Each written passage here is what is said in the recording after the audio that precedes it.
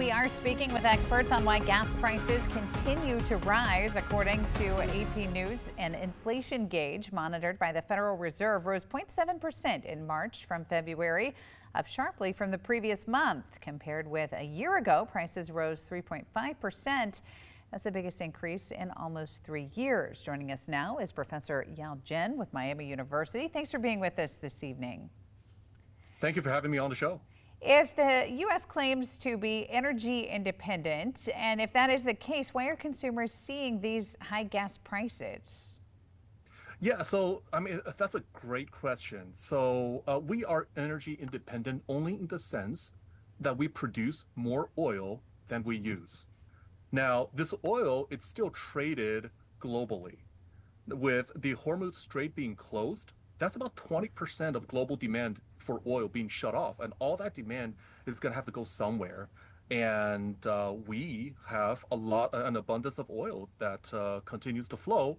So as countries in Europe are willing to pay a much higher price, a lot of that demand is coming over to us. And so as much as our demand stayed relatively stable, is demand from international customers that are coming into the U.S.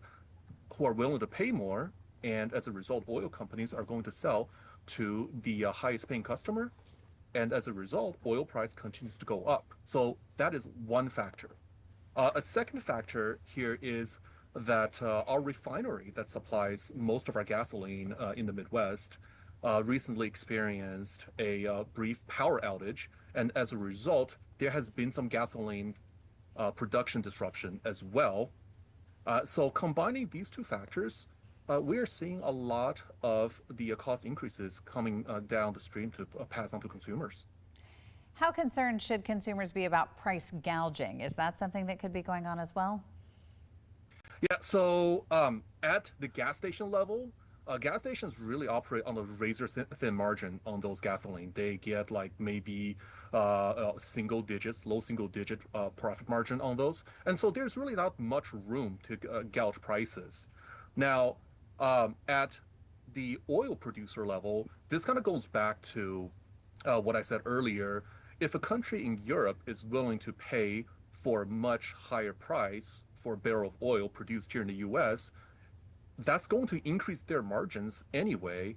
And for a US refinery to be able to get the same barrel of oil, they're going to have to pay European price levels. And as a result, oil companies are making more money per barrel of oil than what they normally would make. But is that price gouging? Not necessarily. Should we expect prices to jump more, or is there any sign of relief coming at the pump? I wish I have good news. I really don't, because a lot of consumers are probably already aware that as we head into the summer, we use a distinct blend of summer gasoline that tends to be pricier. And the price for that usually jumps at the beginning of June. And the typical gas station holds really only about 2 to 3 days of inventory anyway.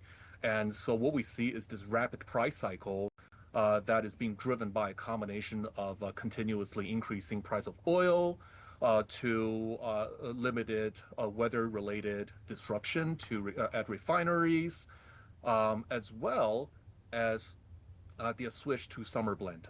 And so, unfortunately, I don't see there being much of a relief coming to the pumps anytime soon. All right, Professor Yao Jim from Miami University, thanks so much for joining us. You're very welcome, and thank you for having me on the show.